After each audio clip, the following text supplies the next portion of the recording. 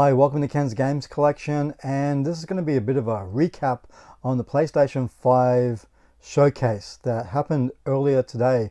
I gotta say, I got up early in the morning to watch this along with Tim from Rage Lake Gaming, and we were sending each other messages during the event, which was interesting. I thought what we were thinking about it, and I gotta say, with the whole reveal trailer that happened a few months ago, I was so hyped for this thing.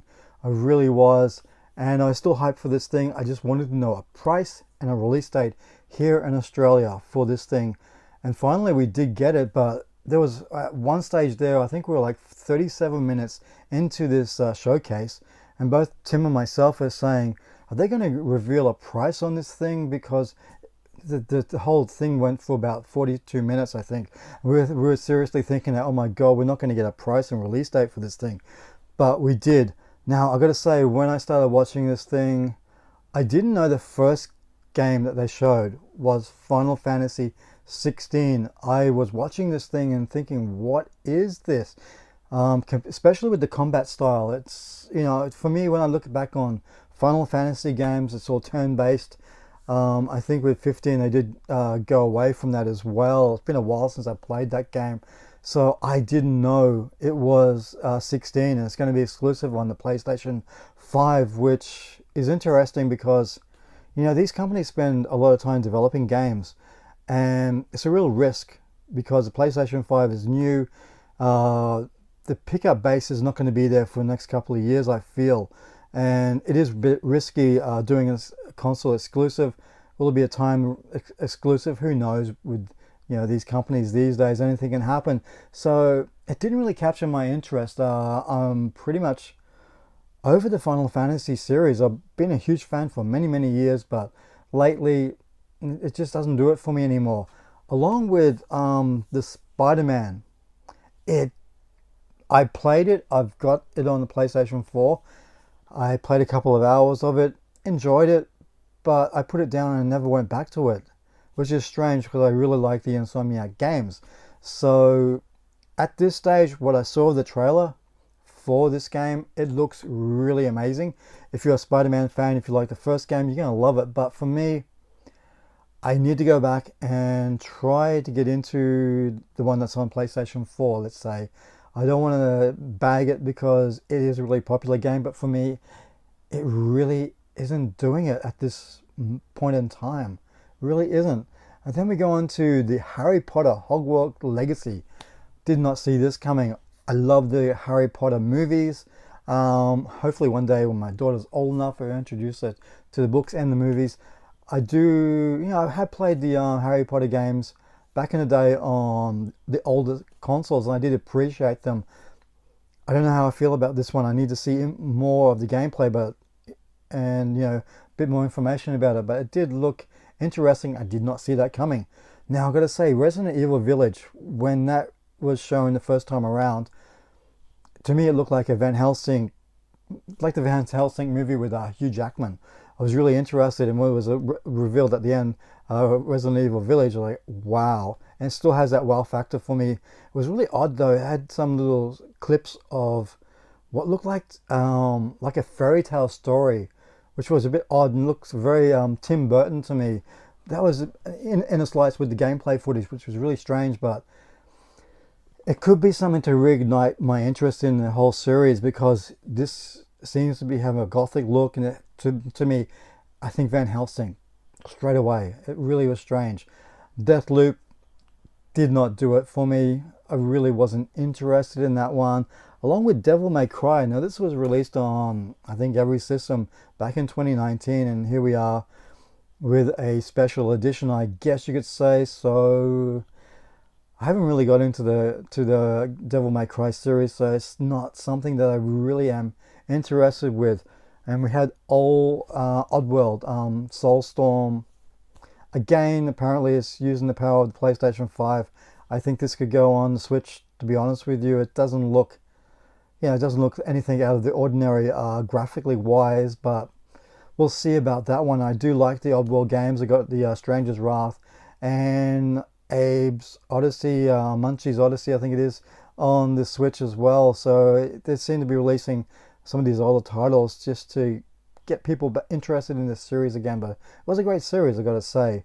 Now, Five Nights at Freddy, was that a PlayStation 3 game? It seems to. I remember a game with this sort of like a bear or something. I don't know.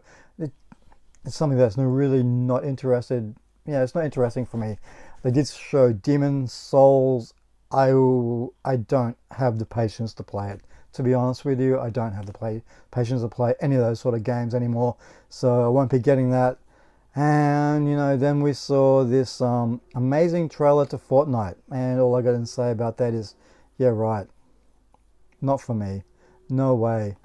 PlayStation Collection, that looked interesting. A lot of PlayStation 4 games, part of their membership. It's kind of like the answer to the Xbox Game Pass. So that's really cool. But I've got all these games on the PlayStation 4 anyway, so why do I need the Plus Collection Game Pass? Doesn't make sense to me. Then finally, we're like 40 something minutes into this thing, I think it was, and they finally gave a price, US dollars. What I found really interesting was the countries it's releasing in first, which totally shocked me, including North America, Japan, Australia, New Zealand, South Korea. And the rest of the world is on the 19th of November. So on the 12th of November, we're getting it. And I don't understand why UK has to wait until the 19th of November. To me, that's a slap in the face. They're a bigger market than us here in Australia and New Zealand. I don't understand that. And I feel sorry for any of you subscribers out there watching now from the UK. My heart goes out to you because it doesn't make sense to me. Yeah, New Zealand's getting it on the 12th as well. So that was really odd, I felt. But I just don't know why that is. Really don't know why. So up until that point, nothing really piqued my interest. There was also the Call of Duty game. I haven't played a Call of Duty game since Ghost, I think, on the PlayStation 4. So I've gone off the series over the years, but that could actually spark my interest back in the series. We'll see what happens with that one, but we're getting so close to the end, and me and Tim were saying, "Is that it? Is that it?" We were hoping for the God of War 2 reveal, big reveal of it, and all we got was this clip just saying God of War Ragnarok. That was it, and we still lost it. Both of us like, yes. There was no gameplay. There was no footage at all. There was no cinematic footage. It was just this reveal of the title, and that was it. And yet, I think the internet went crazy over that.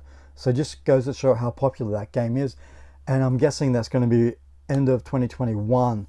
So all in all, I was really disappointed with this presentation compared to what we got a few months ago. We had so many amazing titles being bombarded at us, and this time around, what they gave us was just leftovers, I guess you could say. They could have saved some of this stuff for this event, especially the Horizon game. Now, what's really interesting after the presentation was that the new Horizon game is going to be on PlayStation 4. And again, to go back to the Final Fantasy 16, I think to be viable, especially the millions and millions of dollars have been pumped into developing games, I think the Horizon game does need to be on the PlayStation 4 along with the PlayStation 5. Now, a lot of people are really pissed off about that, but I think to be viable, to make their money back, it needs to be on the PlayStation 4 as well. The user base on the PlayStation 4 is huge compared to the PlayStation 5. To me, it makes perfect sense. Now, I gotta say, here in Australia, now this is the thing. It was really confusing because a lot of us thought pre-orders were going to start the next day. Next thing we know, we're seeing here in Australia on EB Games, pre-orders have started, and I think within a half an hour, 35 minutes, the physical version of the PlayStation 5 sold out completely. So that's really good news to see that people are preferring the disc-based system, not this digital-based system. I think a few hours later after that, the initial batch of the digital version did sell out here in Australia. But I gotta say, I'm really disappointed when you look on eBay. Some of these prices, scalpers are already taking advantage of it, and you can see just how much people are willing to pay to get this console on release, which to me is ridiculous. It's just too much money. Some people out there obviously have more money than sense. I just feel for them, but you're really that desperate to pay $1,000, $1,200 upwards for this console? It's sad to see how scalpers are taking advantage of everybody, and already we're seeing pre-orders for the next shipment take place for 2021. But there is a good chance here in Australia that we may get that next batch in December, not January, February 2021. It's all up to Sony and the allocations that are given to each region. But this thing, it was in high demand here in Australia, and it's sold out everywhere. So we'll just have to wait and see what happens with that. But yeah, overall, I was not. Oh, I don't know. Am I a jaded gamer? I'm sitting there thinking, I went in there with an open mind, but I'm just watching it. No, I don't want that. No, I don't want that. Definitely don't want Fortnite. And it wasn't until right at the end when we get this little bit of a thing on God of War 2 that it was like, yes, okay, great. But yeah, it wasn't as good as what we got a few months ago. Agree, disagree? Let me know how you feel about it in the comment section down below. Why is this thing not getting released in the UK on the same date as us? That's the question I have to ask Sony. I think we all do. It just doesn't make sense. UK is a bigger market than Australia. It's a hell of a lot bigger than the New Zealand market. Sorry, but that's just a fact. And why you guys in the UK are just, why has Sony done that to you? I don't understand. So yeah, leave a comment down below. Let me know what you think about this. I'll be really interested. Scalpers, I hate them.